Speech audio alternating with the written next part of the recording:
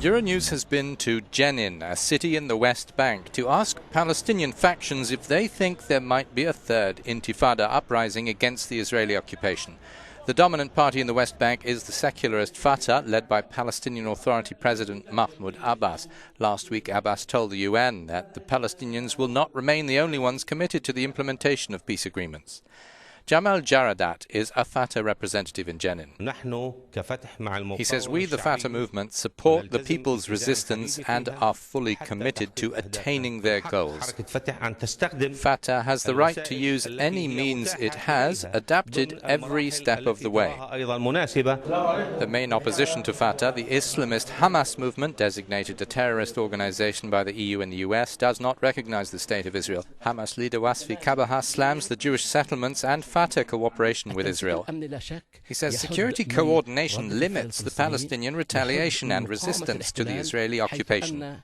Most of the prisoners that Israel frees are then imprisoned by the Palestinian Authority. This is a major challenge both for Hamas and all the other Palestinian factions. A leader of Islamic Jihad, whose objective is to destroy Israel and which is also designated a terrorist organization by the EU and the US, supports an intifada as legitimate. Hader Adnan tells Euronews, "Why are our people not allowed to resist this occupation? Resistance must be united. With this intifada we show we disagree with the negotiations. They're out of date, and this intifada must not be used to the Fatah negotiators' benefit."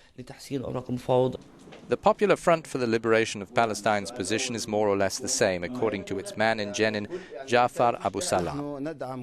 He says, "We support all forms of Palestinian resistance, including violent retaliation to the injustice and aggression of the occupation."